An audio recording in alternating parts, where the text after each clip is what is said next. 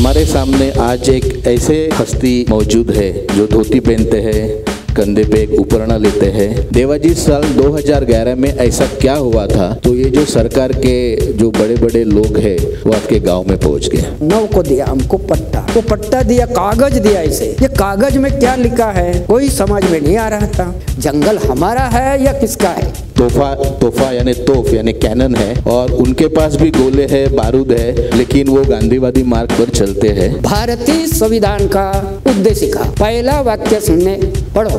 ये गली में हमने ये कार्यक्रम किया तो दिल्ली का केंद्र में धक्का लग गया।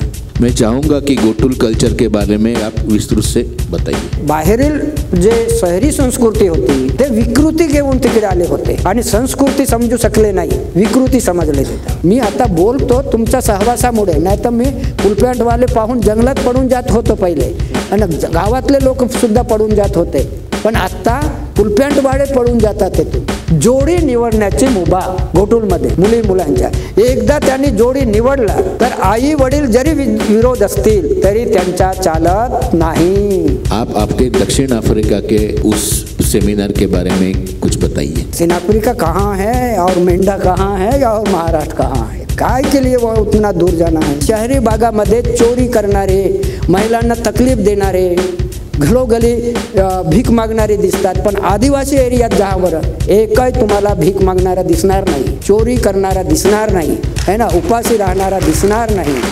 मग सुधारलेला आणि मागासलेला कोण? वाईट मानू नका, हे पुरुष मंडळी गडबड आहे। आदिवासींना मुख्य प्रवाहात आणण्यापेक्षा मुख्य प्रवाहाने आदिवासींसोबत कसं एकरूप होता येईल याचा तोडगा काय आहे तुमच्याकडे? आदिवासींना मुख्य प्रवाहात आणणे म्हणजे कोणत्या प्रवाहामध्ये आणायचा ते आणणारांनाच माहीत नाही। नमस्कार, सबसे पहले तो मैं महात्मा गांधी मिशन का शुक्रिया करूंगा कि आज इतने बड़े हस्ती की मुलाकात या संवाद साधने का मौका मुझे दिया है। हम ये पूरा संभाषण हिंदी में रखेंगे। मुझे यकीन है कि इस मंच पर हमने काफ़ी सारे सूट बूट में आए हुए इंटेलेक्चुअल लोगों के प्रेजेंटेशन देखे हैं, प्रोजेक्टर पे हमने बड़ी बड़ी पीपीटी देखी है, लेकिन हमारे सामने आज एक ऐसे हस्ती मौजूद है जो धोती पहनते हैं, कंधे पे एक उपकरण लेते हैं और देश विदेश में घूम के उनके नाम में ही तोहफा यानी तोफ यानी कैनन है और उनके पास भी गोले है, बारूद है, लेकिन वो गांधीवादी मार्ग पर चलते हैं। उनके बारूद और गोले उनके विचार है, उनके शब्द है। मैं स्वागत करता हूँ देवाजी तोहफा जी का।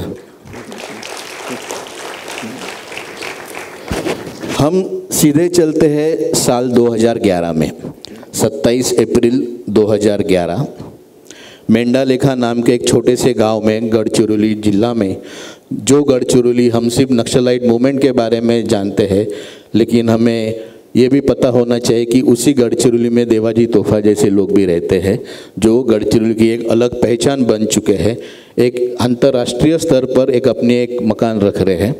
तो ये सन 2011 27 अप्रैल में बिन बुलाए केंद्रीय पर्यावरण मंत्री जयराम जी रमेश, महाराष्ट्र के मुख्यमंत्री पृथ्वीराज चौहान, काफ़ी सारे IAS ऑफिसर्स, फॉरेस्ट डिपार्टमेंट के लोग, ट्राइबल डिपार्टमेंट के लोग बिन बुलाए मेंढाला गांव में चले गए थे। तो हम सीधे जाते हैं साल 2011 में। देवाजी, साल 2011 में ऐसा क्या हुआ था तो ये जो सरकार के जो बड़े बड़े लोग हैं वो आपके गांव में पहुंच गए? देवाजी नमस्कार। वो 2011 में ही होता, सरकार ने एक कानून बनाया गया था, वन अधिकार कानून। वन अधिकार कानून ये पूरे देश के लिए बनाया था, वो मेंढालेखा के लिए नहीं। मेंढालेखा ने कानून तो बनायाच नहीं, केंद्र सरकार का ही वो कानून है, सब देश में वो लागू हुआ था। उसका ऐसा था कि पहला सामूहिक दावा हर ग्राम सभा के लोग करना था, ऐसा उसका प्रयत्न था। तो हम उसका अध्ययन करके, हमारे साथी मोहन भाई भी थे और भी अधिकारी भी थे और अलग अलग क्षेत्र के लोग थे, उसका अध्ययन किया कि ये कानून क्या है। कानून को पहले समझना जरूरी था। वो था कि अभी तक वो जंगल में आदिवासियों को उसका हक नहीं मिला था। ये वो जो मिलने के बाद जो किया कि सामूहिक दावा, ऐसा सामूहिक दावा तो सब जगह एक फार्म बना के शासन ने गांव-गांव को दिया था। अगर वो फार्म पढ़ के हमको मराठी भी नहीं समझता था, हिंदी भी नहीं, इंग्लिश तो नहीं, तो हमने उसका क्या कि भाई ये क्या लिखा है यहाँ, तो ऐसे पढ़े लिखे लोगों ने उनको पूछा तो वो बहुत कठिनाई था। उसका एक अध्ययन करके सीधे ग्राम वासियों को, आदिवासी गैर आदिवासी को आसान हो के लिए समझने के लिए वो ऐसा फार्म बनाया। तो जिला अधिकारी, वन विभाग के अधिकारी और ट्राइबल डिपार्टमेंट के अधिकारी और उधर सेवाभावी काम करना रहे, इस तरह से के लोगों को बैठ के उसका दावा फार्म बनवाया और बहुत गढ़चिरौली जिला में उसका दावा करके सामूहिक वन अधिकार से जोड़ पत्र 3 ग्राम सभा का मालकी का वो उसको पट्टा बोलते हैं, तो वो मिल गए। वो पट्टा नहीं है, अधिकार अभिलेख है। तो वो मिल गए। मिलने के बाद उसको पट्टा देने के लिए राज्यपाल के हस्ते वहाँ गढ़चिरौली जिले में वो दे दिया। 29 दिसंबर 2009 को दिया हमको पट्टा। वो पट्टा दिया, कागज़ दिया। इसे ये कागज़ में क्या लिखा है कोई समझ में नहीं आ रहा था। उसका भी अध्ययन किया कि ये जो दिया गया है तो ये काहे के लिए पट्टा दिया, नहीं ग्राम सभा को ये पट्टा दिया गया है मान। तो वो क्या लिखा था, वो ग्राम सभा एक गौण वन उपज का वो कलेक्शन करके बिक्री करना, ऐसा नहीं लिखा था। वो विल्लेवाट शब्द लगाया था। हमको समझ में नहीं आया तो क्या है इसमें। हम बोले कि भाई अभी हमारे को तो ये पट्टा मिला तो हम ग्राम सभा ये मालिक है, व्यक्तिगत मालिकी नहीं है, तो इसका क्या करेंगे। ये तो निस्तार तो पहले से ही मिला था ज़रूरत के लिए, लेकिन हम बांस काट के हम बेच सकते क्या। तो वन विभाग ने बोला हम आप लोग बेच नहीं सकते, बेचने के लिए ये पट्टा नहीं है, अपना ज़रूरत के लिए आप इस्तेमाल कर सकते हैं। तो हमने बोला भाई ये तो ज़रूरत के लिए पहले से ही ये इस्तेमाल कर रहे हैं, फिर ये कागज़ दे के क्या उपयोग है। तो हम ये बेचेंगे इसका, तो नहीं बोले कि तुम बेचेंगे तो हम पकड़ेंगे। वन विभाग ने ना तुम पकड़ो हम बेचेंगे। तो काय के लिए ये दिया है, जंगल हमारा है या किसका है। तो बोले तुम्हारा नहीं है, ये तो सरकार का है। तो लेकिन ये कानून जो है कि ग्राम सभा को मालकी, व्यक्ति को नहीं। तो उसमें ऐसा हुआ कि ये कागज़ जो दिया है तो ये वन विभाग के अधिकारी, DFO, रेंजर, ये सभी लोगों ने अड़ंगा लगा दिया। अब बेच नहीं सकते हैं, सरकार आपको दिया नहीं बेचने के लिए, इस्तेमाल करने के लिए। हमने इसका अध्ययन करके सभी लोगों ने किया, एक विचार करके उसका ये हुआ कि ये जो है कि हम जैसे कि राष्ट्रपिता महात्मा गांधी का ये जो एक किताब भी पढ़े थे, सुने थे, पढ़ते हैं, लेकिन हमको अर्थ ही नहीं समझता था। लेकिन ऐसे पढ़े लिखे लोगों से उसका समझ गया कि राष्ट्रपिता महात्मा गांधी ने क्या क्या उन्होंने किया है, कैसे वो किया, क्या क्या तकलीफें तो आए हैं, लेकिन हमको भी आ रहा है। लेकिन उसी का मुद्दे पर हमने पढ़ा कि हम जंगल में जाके एक एक बांस काट के हम यहाँ के डेपो लगाएंगे। सब ये सर्वसहमति का निर्णय। ये एक बात है कि सर्वसहमति, एक भी आदमी विरोध न हो। ये युवा डरते, युवती थे, महिला पुरुष जाके भाजा खींचा के पकड़ के लाए एक एक बांस। तो वहाँ जो ये वन अधिकारी में लोग है, हम डिक्लेयर भी कर दिया सबको, हम ये आंदोलन कर रहे हैं, हमारा जंगल से बांस काट के डेपो लगाएंगे, हम बेचेंगे और हम ही ट्रांजिट पास देंगे। तो ऐसा एक किया था और वो एक एक बांस काट के रास्ते में लाए, वो मेन रास्ते से। तो वन विभाग के अधिकारी वहाँ आके उन्होंने बोला कि कुछ बोला नहीं, उसका हमारा शूटिंग किया, हमारे पास भी शूटिंग करने वाले उनका शूटिंग किया, दोनों का शूटिंग हुआ और गांव में आके डेपो लगा दिया। लगा देने के बाद के रेंजर डीओपो और सभी लोग उसका स्टाफ गांव में पहुंचा। तो ये बांस काट के यहाँ जो लाए हैं ये तुम्हारा अधिकार नहीं है, तुम बेच नहीं सकते, ये वन विभाग के डेपो में जमा करो, तुमको हम मजदूरी देगा। बोले गांव वाले बोला कि ये हम मजदूर थोड़ी है, हम मालिक है, तो मालिक कैसा मजदूरी लेगा, तुम मजदूरी देने वाले कौन हो? तो वो बोले कि भाई ऐसा कानून नहीं है। तो कैसा है? वो तुम बेच नहीं सकते।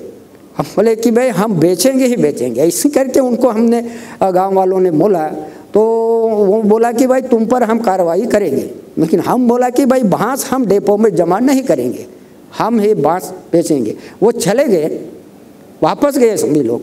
तो उसमें फिर उसमें पुलिस भी लाए थे, कुछ हुआ नहीं। उन्हें के बाद फिर अध्ययन किया को हम अभी सब जाहिर करके सबको बांस एक एक बांस बेचेंगे, जो जिसको बांस बेच लेना है खरीदना है वो लोग आ जाएंगे, हमारा अधिकार है या नहीं है।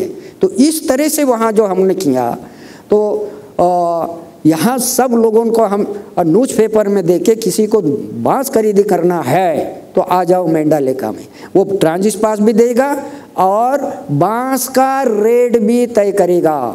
हमारा उत्पादन माल का कोई रेट नहीं तय करना, सरकार नहीं, कंपनी नहीं, कोई संस्था नहीं, ग्राम सभा ही करेगी।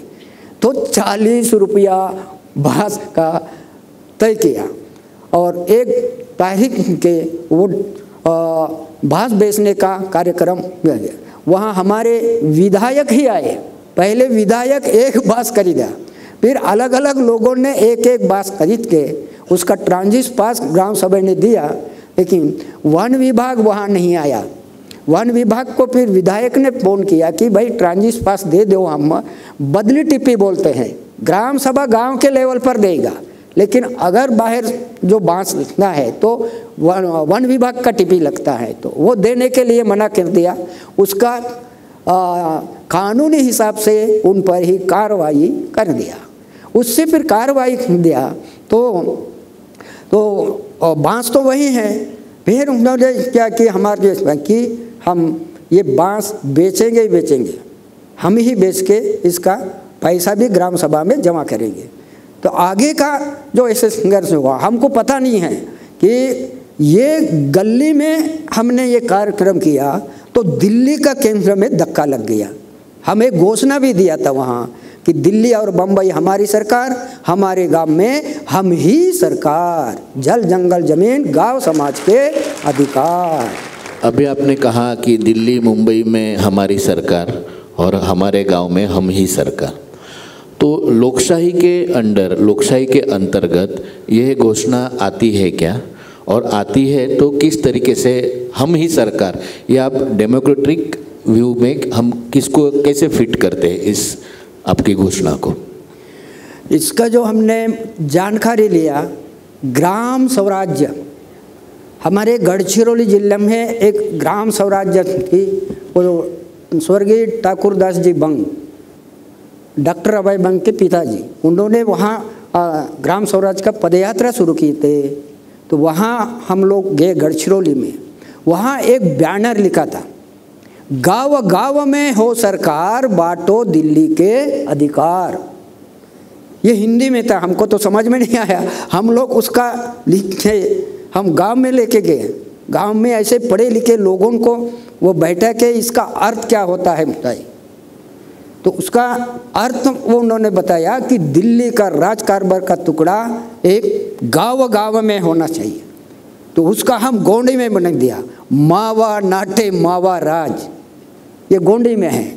और हिंदी में क्या होता है कि हमारे गांव में हमारा राज, दुनिया वाले सुन लो आज, ये हमारा घोषणा था। उससे फिर ऐसा सवाल खड़ा हुआ, दिल्ली और बम्बई का तुम्हारा ही राज है, हमारा गांव में हमारा राज है, तो दिल्ली और बम्बई और गांव के राज में फर्क क्या है बताइए, ये सवाल आ गया ही। तो फिर उसका आगे जाके फिर ये सरकार की जो एक नाम आया कि सरकार, सरकार, दिल्ली सरकार, मुंबई सरकार, ये कहाँ है सरकार?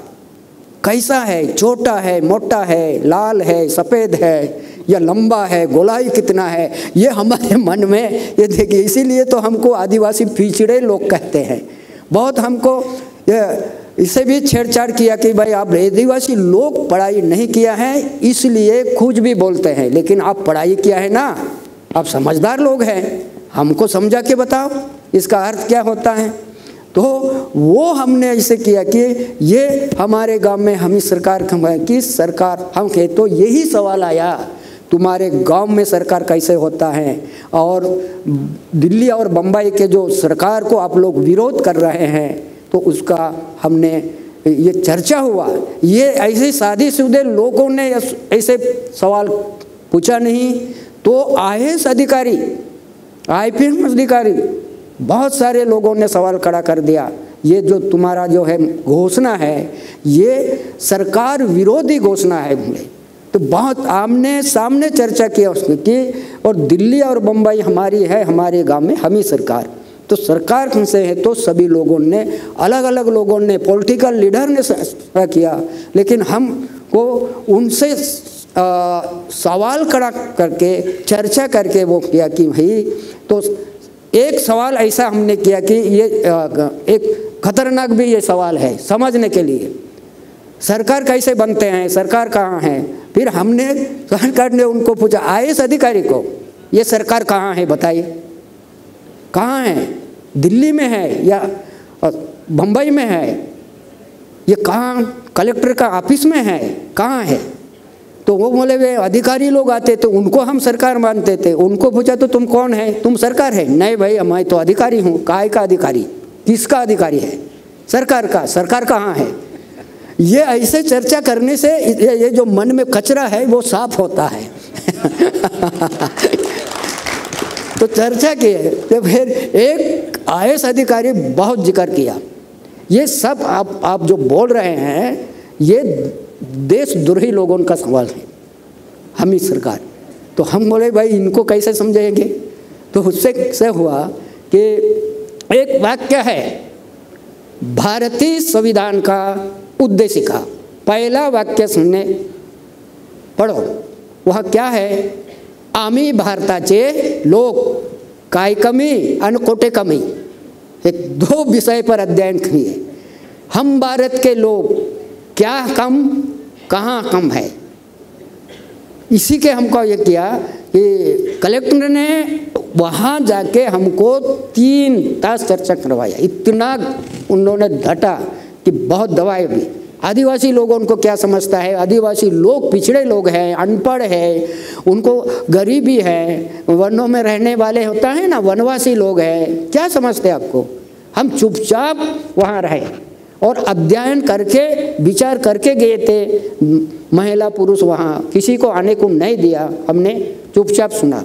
सुनने के बाद इतना उनको गुस्सा था आदिवासी के बारे में कि बहुत गंदी गंदी बात भी बोले, लेकिन हमने चुपचाप रह गए।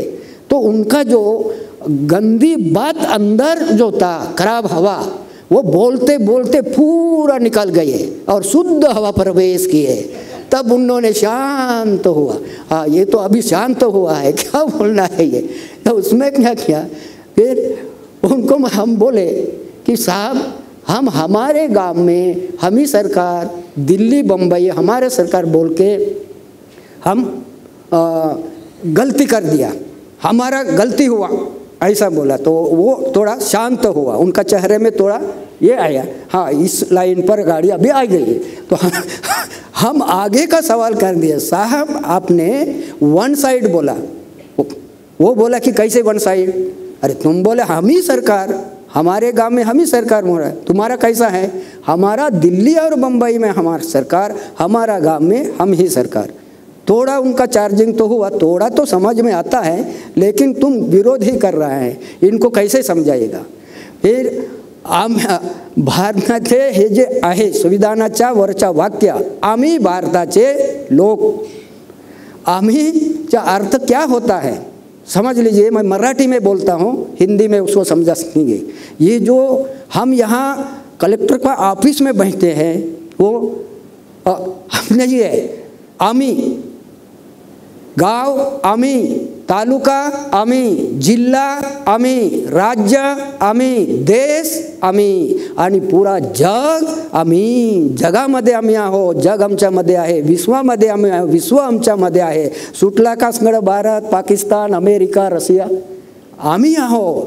तेव्हा त्याच्या डोक्याला हात लावला. असा आहे का मग? कसा आहे? हमको तो तुम पूरा देश को विश्व तक पहुंचा दिया. हमने बोला हम नहीं पहुंचा.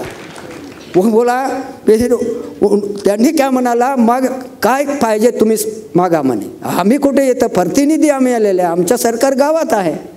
मग त्यांनी म्हणाला की आम्ही तुमच्या गावात येतो आणि काय करायचे आहे ते तुम्ही ठरवा. त्यांना मी मान्य करून देतो. आला आणि कामही करून दिला.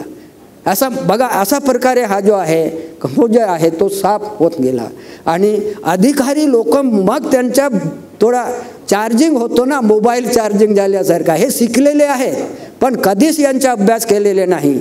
आम्ही भारताचे लोक कधी बनलेलो नाही.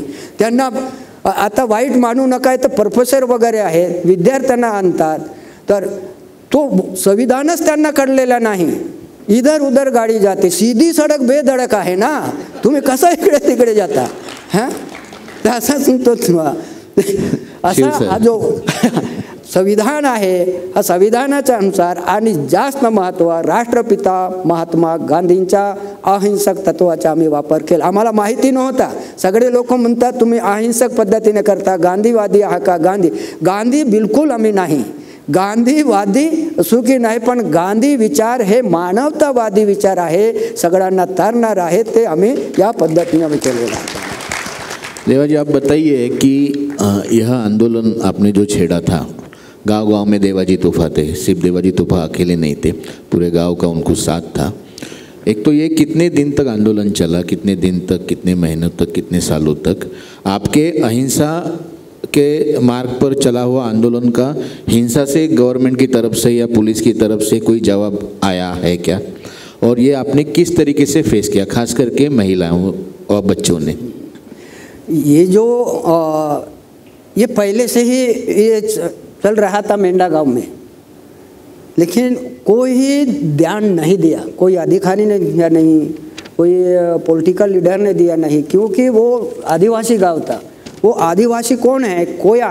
कोयतोर बोलते हैं, अभी गोंड नाम से उनको जाना जाता है.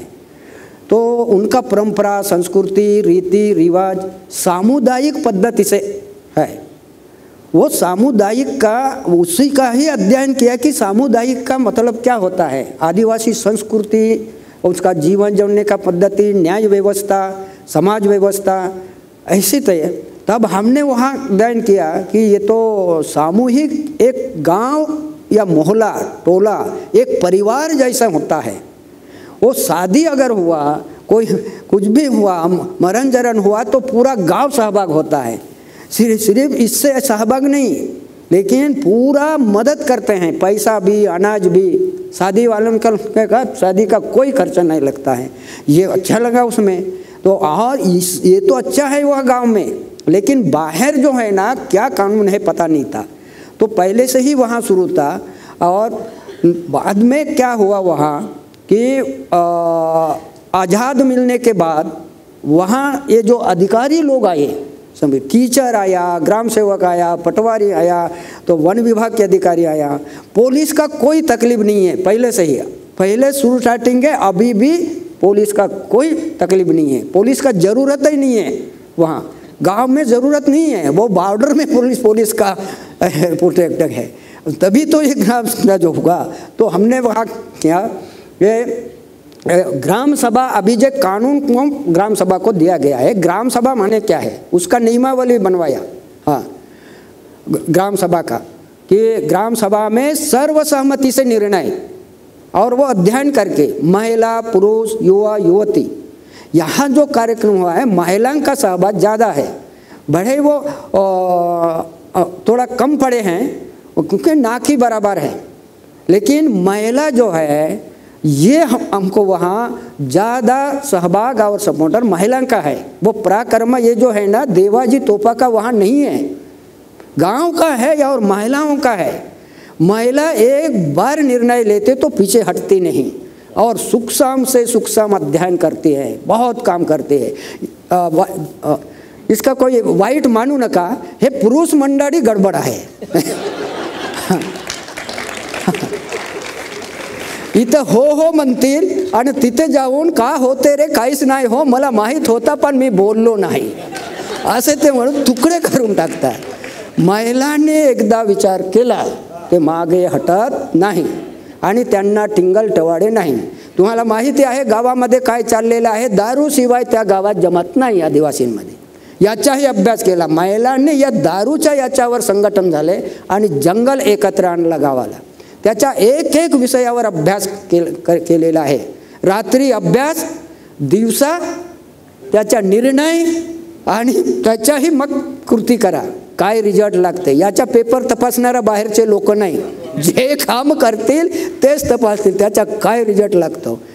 असा एक विश्वास वाढतो आणि आत्मविश्वास, आणि त्याचा लाभ पण मिळाला। त्याच्यामुळे हा ग्रामसभा सशक्तीकरण, ग्रामसभेला माहिती जो आहे तो कायदेशीर, हे बिना कायद्याने नाही झाला त्याचा, म्हणून ग्रामसभा एक सुप्रीम हायकोर्ट, याच्यावर कोणी नाही, याच्यावर निवडलेले लोक आहेत, दिल्लीला पाठवा, मुंबईला पाठवा, हे निवडून दिलेले लोक आहेत।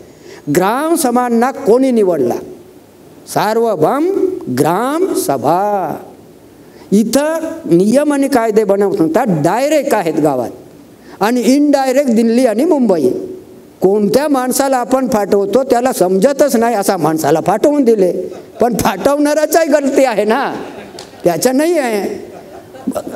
तो त्यासाठी आम्ही त्या ह्याच्यात केला, आणि त्या नियम आणि त्या याच्यामध्ये निर्णयामध्ये सगळ्यांचा सहभाग असल्यामुळे कोणीही विरोधात जाऊ शकत नाही। विरोधात जाईल तर त्याला सांगावं लागेल, आणि ज्यांना हे सांगतात की हे असायला पाहिजे, तसा करायला पाहिजे, असा सांगू नका।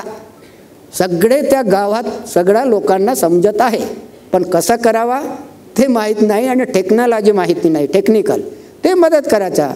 अशा प्रकारे हे केलं की बाहेरचे लोक येऊन एवढं मार्गदर्शन करतात, भाषण देतात, एक निघतात, संस्था आले सगळे येतात, आणि मुलांना शिकवा, आरोग्याच्या व्यवस्था करा, पाणी स्वच्छ ठेवा, चांगले शेती करा, चांगले झाडं लावा, हे सांगतात, पण ते जे सांगतात तेच झाडं लावत नाही, त्यांना माहीतच नाही। आणि आदिवासींना सुधरवा, आदिवासींना सुधरवा, त्या सुधरवा सांगतात, पण सुधरवणारालाच काय सुधरवायचं आहे त्यालाच माहीत नाही। देवाजी, हम ये देखते हैं कि या हमें दिखाया जाता है या बताया जाता है कि आदिवासी पिछड़े वर्ग से है, शिक्षित नहीं है, और अभी हम फिल्में देखते हैं कि बाम्बू और तेंदुआ पत्ता से मेंढा लखा करोड़ों का बिजनेस करते हैं।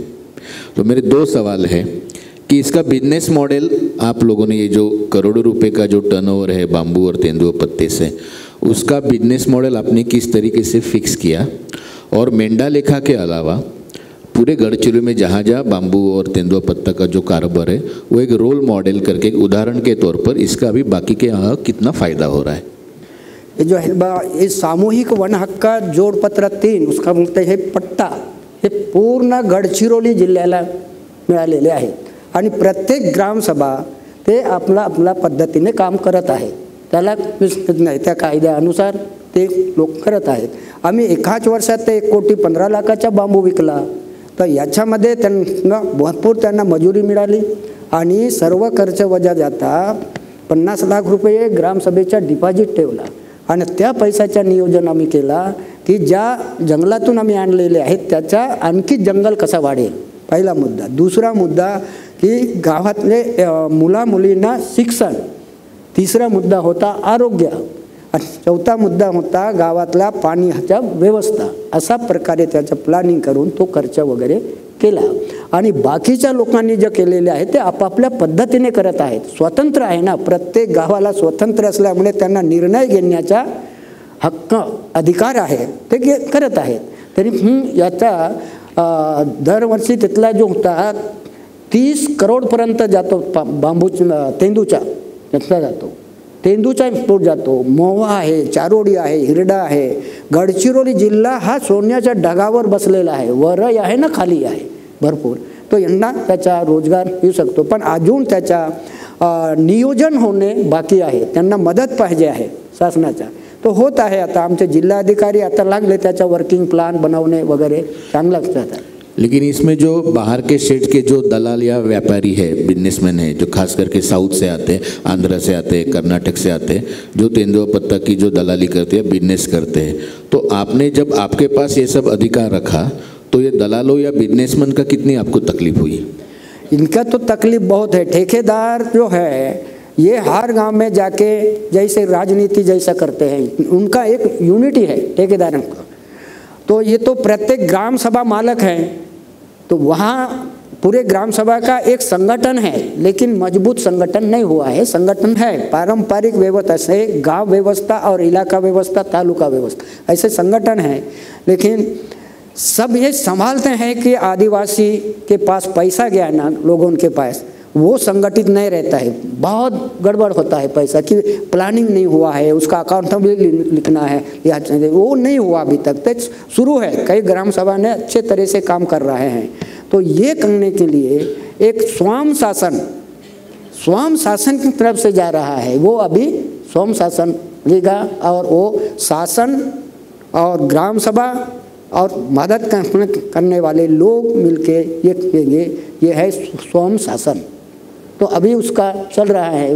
ये सिर्फ ये कानून होने से नहीं चलता, वो पट्टा मिलने से नहीं चलता, बहुत पैसा मिलने से नहीं. जितना पैसा आता है उतना बिगड़ जाता है. हाँ, झगड़ा भी होता है. ये देवा जी, मुझे याद है कि मैं तब लोकसत्ता अखबार में काम करता था और आप साउथ अफ्रीका गए थे, दक्षिण अफ्रीका में, और वहाँ पर दुनिया भर के इंटेलेक्चुअल लोग थे और आपको स्पेशली इनवाइट किया था. आपको टाइमिंग दिया था 10 मिनट, लेकिन तकरीबन आप 1 घंटा तक वहाँ पर आपने स्पीच दिया था. हमने वो न्यूज़ भी कैरी की थी. आप आपके दक्षिण अफ्रीका के उस सेमिनार के बारे में कुछ बताइए. कैसा था एक्सपीरियंस, क्या था, वहाँ के लोगों ने क्या महसूस किया इस बात पर? ये तो दक्षिण अफ्रीका बड़ा पूछ रहा है, इसके क्या है मतलब मैं बताता हूँ. वो और दक्षिण अफ्रीका के मेरा जो एक जानकारी मिली कि जाना है, तो जाते समय ही मैं दक्षिण अफ्रीका कहाँ है और मेंढा कहाँ है और महाराष्ट्र कहाँ है, काय के लिए वो उतना दूर जाना है, तो कहाँ से जाना है, साधन क्या है. तो बोले भाई हवाई जहाज़ से जाना है. तो हम लोग हवाई जहाज़ में बैठे नहीं थे, बहुत अब उसका अध्ययन करते रहे, गांव मिल के अध्ययन किया. ये हाँ वहाँ जाए क्या बोलेंगे, और जाएंगे ना तो वापस नहीं आ सकेंगे, इतना चिंतित में था. और मैं भी उसका अध्ययन करते रहा कि हवाई जहाज़ में कैसे उठना है, क्या क्या होता है, कैसे फैसिलिटी है क्या. वो जाते समय साथ में हमारे मोहन भाई भी थे और हमारे महाराष्ट्र के भी लोग थे, बहुत भारत के लोग भी हमारे साथ में थे. हम गए तो मैं यहाँ से हवाई जहाज़ के बाद की बम्बई में गए थे. वहाँ जाते जाते एक एक मिनट पर एक एक सवाल खड़ा होता था. मैं लिखा नहीं, कैसे जाऊँगा, कि अगर हम हवाई जहाज़ से जाएगा तो वो बोले कि भाई बहुत समुद्र से ऊपर से जाना है. मैं बोला कि अगर वो विमान गिर गए तो समुद्र में गिरेगा तो कोई भी पता, किसी को पता नहीं लगेगा. ज़मीन में गिरेगा तो टुकड़ा थोड़ी दिखेंगे. जाते जाते जाते क्या, लेकिन हमारा एक ऐसा होता है कि यहाँ जाते समय यहाँ का भी परिचय थे वो इसमें एयरपोर्ट में, और दक्षिण अफ्रीका के एयरपोर्ट में भी लोग, हमारे यहाँ के भारत के लोग भी वहाँ है. इससे हमारा क्या है, जब हमारे एक वो जो चिट्ठी आए तब वहाँ गया कि तुमको है ना, मराठी में मी सांगतो, खिडकी पाशी बसायचं आहे की मधात बसायचं आहे, समोर बसायचं आहे की मागं बसायचं आहे. मी विचार केलं विमानामध्ये समोर बसला तर का आणि मागं बसला तर का, सारखंच आहे. जर विमान पडला तर तो समोरचाही मरेल आणि मागचाही मरेल. मोठा माझ्या मनामध्ये मी रात्री 2 वाजता विमानात गेलो, रात्री झोपलो नाही. मी अभ्यास करतच गेलो, हां झोपलो नाही. आणि तिथं सगळंच तिथं पाणी वगैरे मिळतो, पण तिथं मग काय की रात्री माझ्या 4 वाजता मी उठतो, रात्री माझ्या 4 वाजताचा उठतो. मला कोणी उठवत नाही, काही हॅम नाही, पण उठतो. रात्री उठून इथं आता लघवी वगैरे करायचं आहे, संडास करायचा आहे, कुठे जायचा याचा मला माहीत नव्हता. मग मी त्या फिरत गेलो. सगळे लोक गोरू गोरू झोपले होते. 3 लाईन होते. परत चक्कर मारलो आणि तिथं वगैरे तिथं सांगणारे तिथं जाऊन तो एक व्यक्ती असा मला सांगितलेला होता, एक बाहेर देशात गेला होता आणि त्याने सांगितलं की विमानामध्ये इलेक्ट्रिक बटन असतात. आतमध्ये गेलं तर ते बटन जर दाबलं तर ते बंद होतो, तुम्ही बाहेर निघू शकत नाही. तो माझ्या कल्पनात होता. मी तर अडाणी माणूस आहे, काय वाचता येत नाही. मी ते पूर्ण चेकिंग केला. त्याला गेलं तर साधा सोपं होता, हुक लावलेला होता. 3 वेळा काढलो, 3 वेळा लावलं. हा जमलं. आता पुन्हा आतमध्ये गेलो, पुन्हा 3 वेळा त्यांना काढून पुन्हा लावलं, जमलं. आता हे काही कठीण नाही आहे. मग तिथं मी बघतो त्याच्यामध्ये तिथं पाणी नाही, टॉयलेट पेपर होता.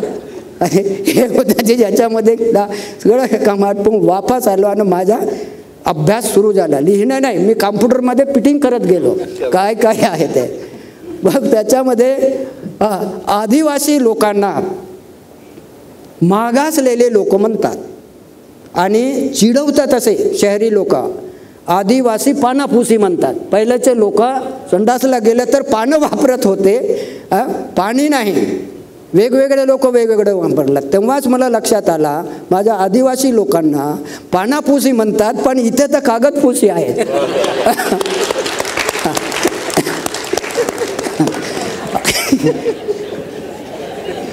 आणि काय झालं की हे कागद हा पर्यावरणाला नष्ट करून कागद बनवलेला आहे, पण आदिवासी डायरेक्ट पानं वापरतो आणि त्याच्या खताला उपयोग येतो.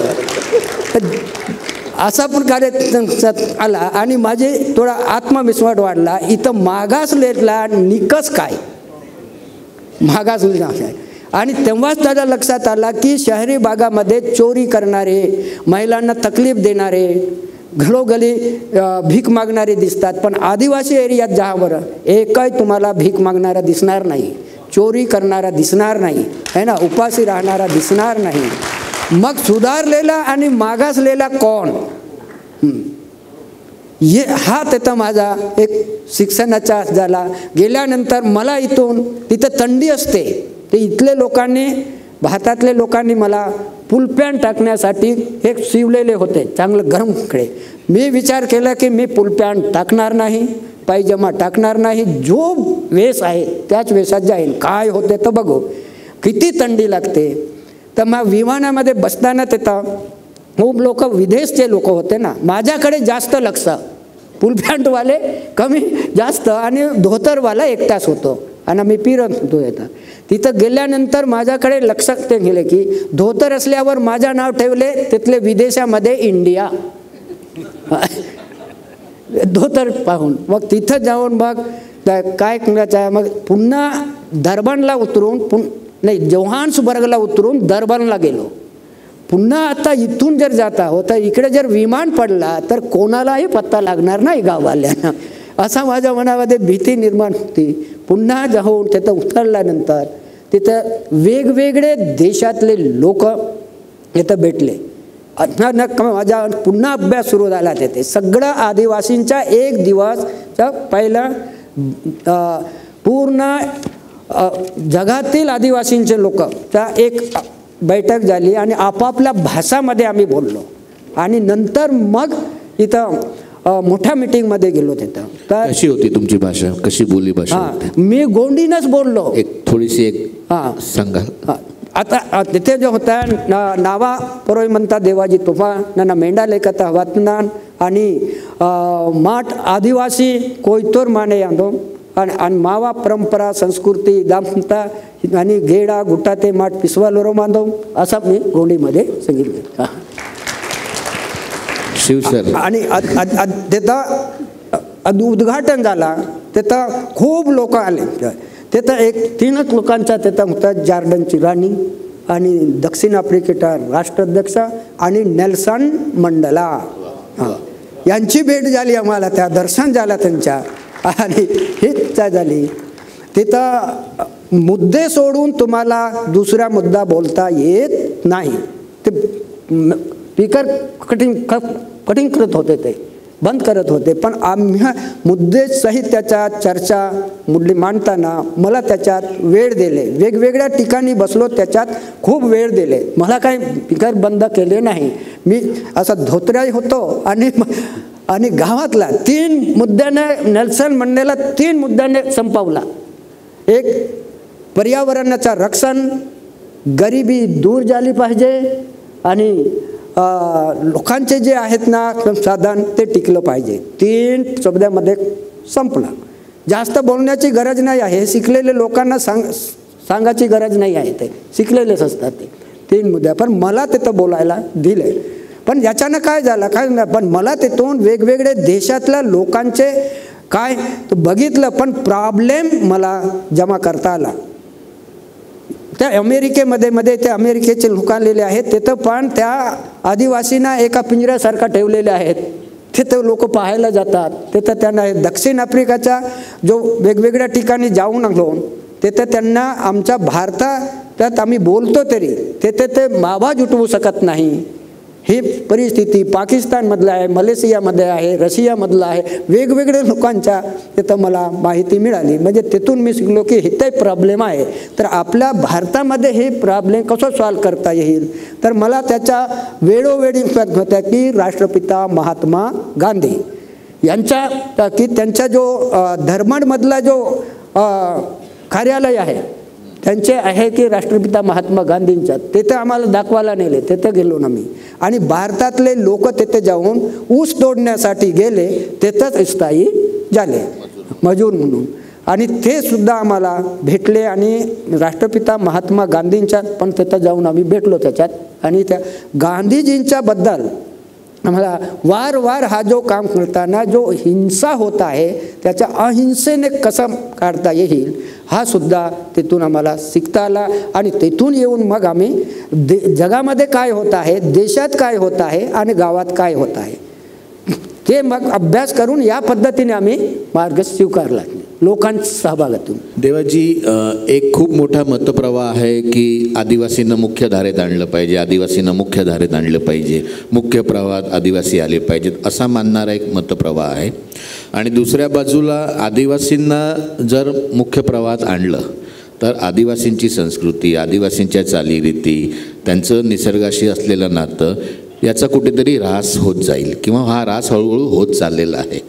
काय मार्ग काढता येईल की आदिवासींना मुख्य प्रवाहात आणण्यापेक्षा मुख्य प्रवाहाने आदिवासींसोबत कसं एकरूप होता येईल याचा तोडगा काय आहे तुमच्याकडे? आदिवासींना मुख्य प्रवाहात आणणे म्हणजे कोणत्या प्रवाहामध्ये आणायचा ते आणणाऱ्यांनाच माहीत नाही.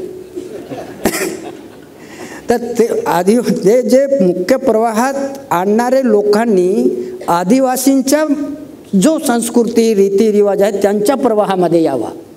हां, आणि आदिवासीसारखं जगावा. त्यांचे काय आहे संस्कृती रीती रिवाज आहे, ते जल जंगल जमिनीशी त्यांचे नातं आहे, ते पर्यावरणाला वाचवून ते जीवन जगत आहेत. आणि पर्यावरणाला वाचवणे म्हणजेच हे शहरी लोकांमध्ये कागदावर ते वाचवतात, जंगलावर नाही वाचवत ते.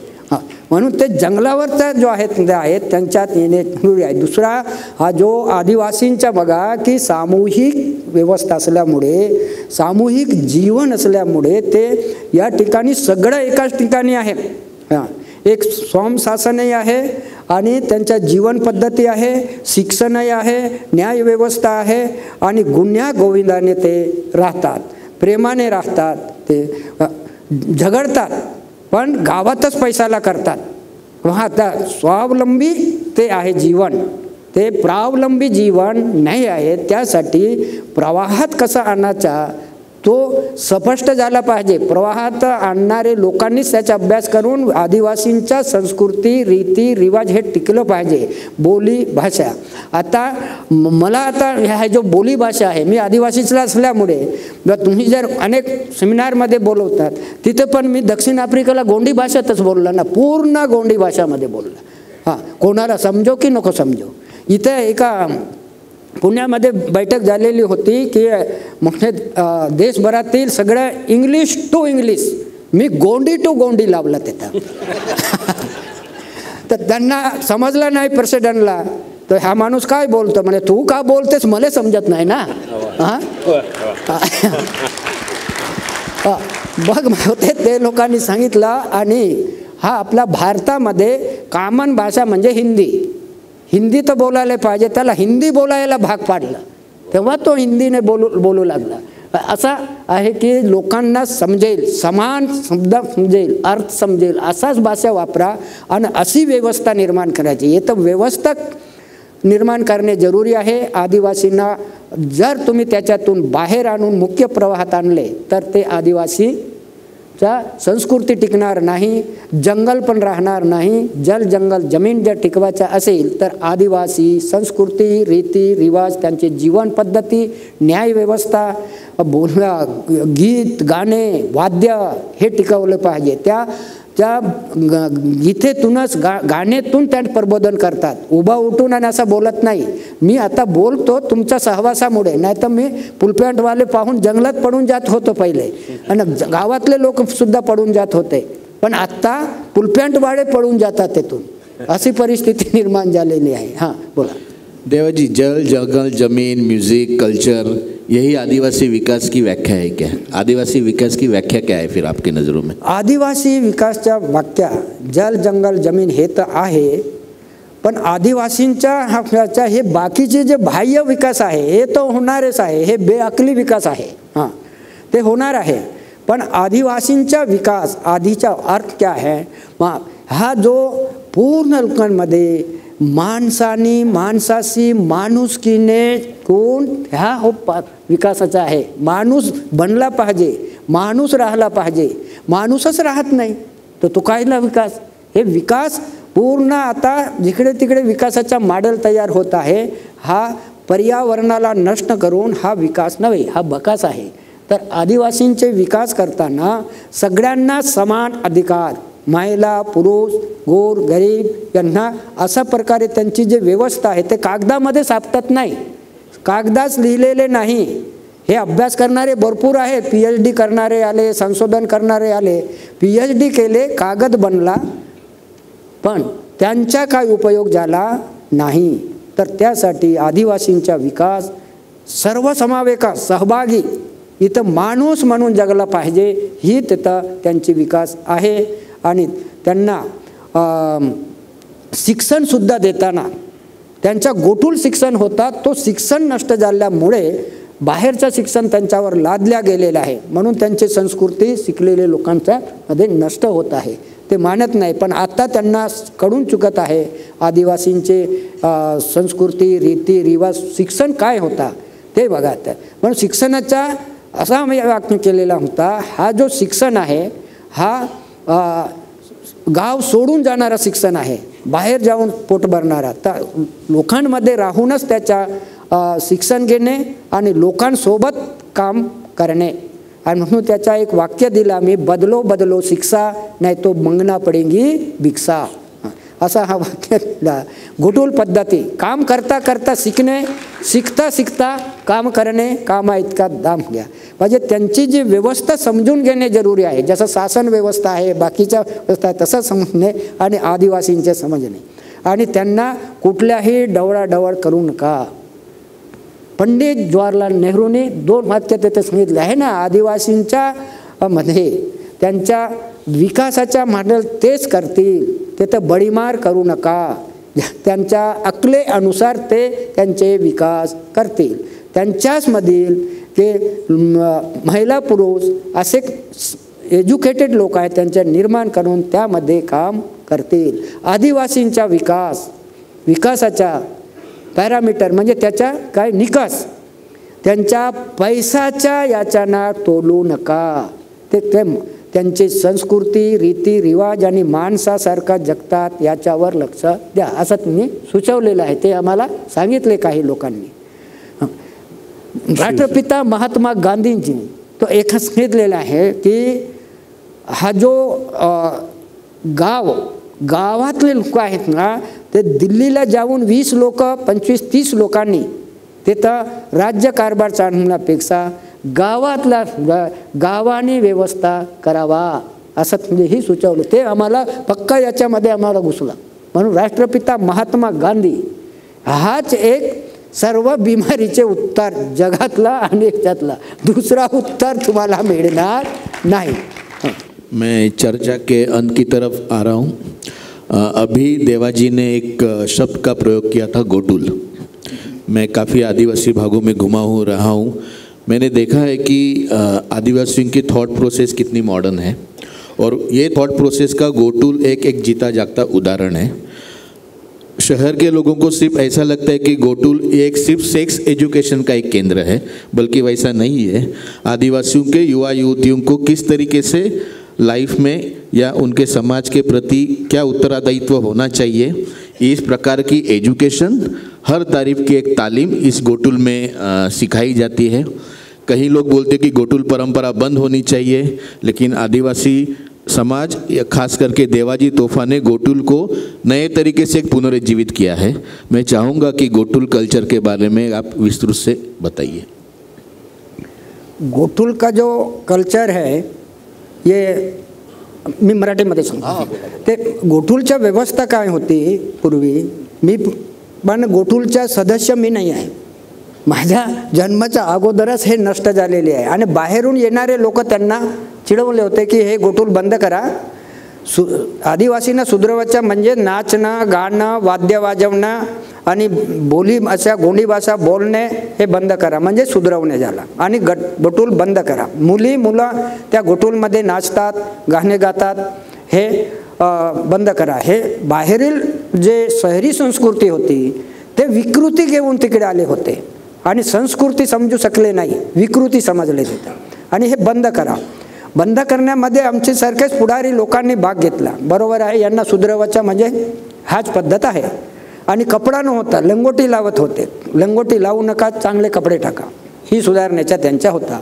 मग त्यामध्ये गोटुलची जी रचना होती ते 10, 12, 15 वर्षापासून गोटुलचा सदस्य होतात. त्या गोटुल सदस्य होण्यासाठी ॲडमिशनची गरज नाही आहे, ते परमिशनची, ते आपोआपच ते तयार होतात. आणि त्याच्यामध्ये एक रचना असते त्यांच्या मुलीं आणि मुलांमध्ये. आम्ही अभ्यास केलो तर तिथला एक लेयोर गायता म्हणून होते, मुख्य माणूस निवडावा लागतो त्या मुलांमधून, आणि मुलींमधून एक मुख्य मुली निवडावा लागतो. त्यांच्या निवडणुकीचे पद्धती बघा, इथून आम्ही शिकलो. ते मुली वेगळ्या ग्रुपने बसतील आणि मुलं वेगळ्या ग्रुपने बसतील, आणि आपल्या ग्रुपमध्ये एक मुख्य निवडून घ्यायचा आहे. तर कोणत्या व्यक्तीला निवडायचा आहे, तो नीतिवान, चरित्रशील, समजदार आणि निर्व्यसनी असावा, असा ग्रुप लीडर ते निवडतात.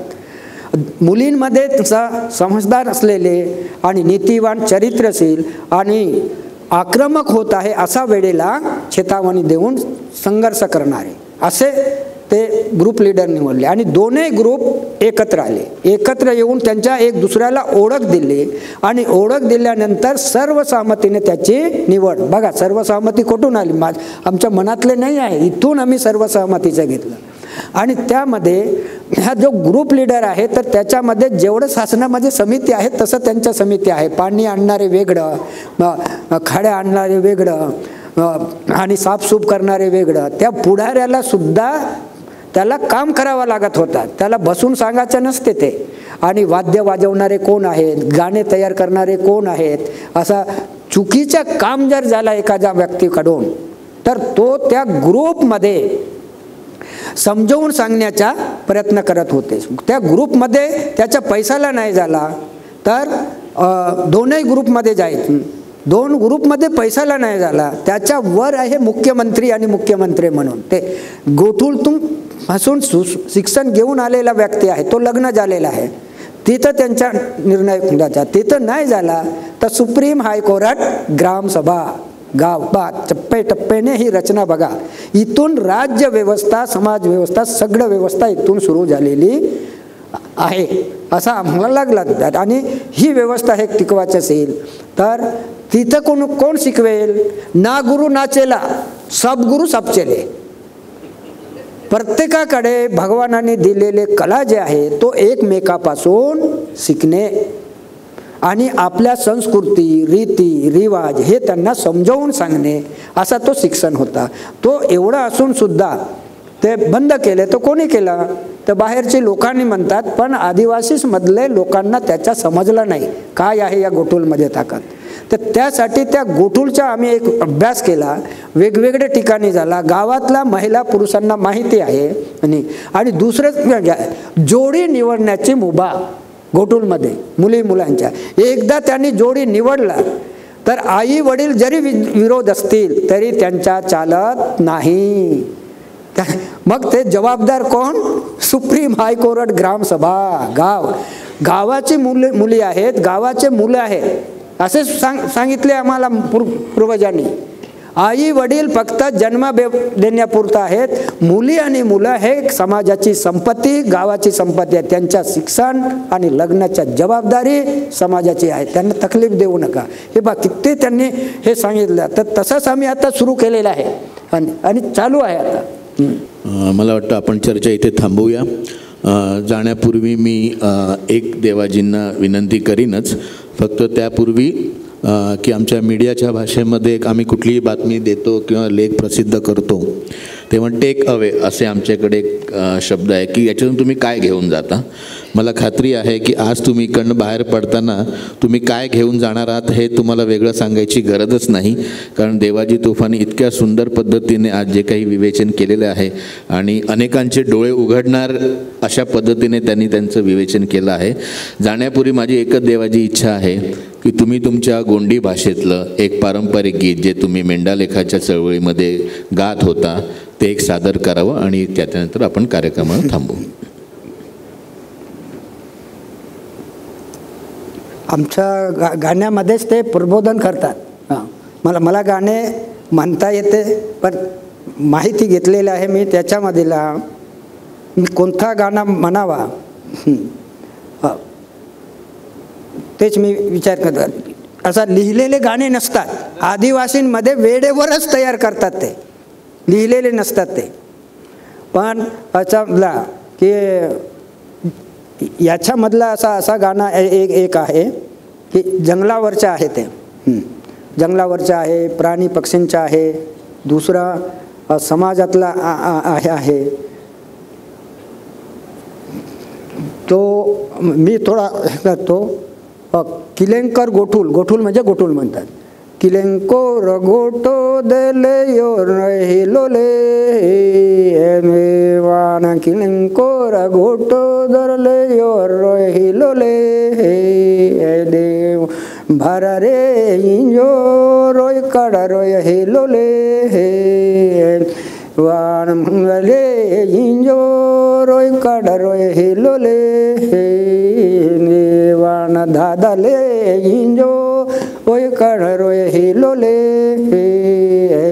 वाण भारा रे किया वातो रेड दादाले वाण दिस ये दिसोम तर वातो रेण दादाले देवान मेंढा रे नाट विचार रोय येते ते देवान भार ए ओय के डो मरोय हिंदाले देवान रे भोसो अडचाणे येऊन दे देवान. काय जोरदार टाळ्यांच्या गजरात याचा अर्थ गोंडीमध्ये काय मी म्हणला हेच गाणे म्हणतात. मला इथं कशासाठी देश विदेशचे लोक येथे आलेले आहोत. काय तुम्हाला अडचण झाला हा मुद्दा येतं आलेला आहे. त्याचा आम्ही ऐकलो. मेंढा गावाचा एक चळवळ तुम्ही ऐकले आणि काय घेऊन तुम्ही जात आहात, काय घेऊन जाणार आणि काय करणार, आम्हाला काय देणार तुम्ही. अशा प्रकारे हा गाणं असतो. तो नाचणं पण चांगलं असते आणि वेगवेगळे गाणं हे तयार करत आहेत. पण आत्ता गाणं तयार करणे जरुरी आहे त्या एक विषयावर असं. धन्यवाद. खूप खूप आभारी आहे देवाजी तुमचं. Thank you very much.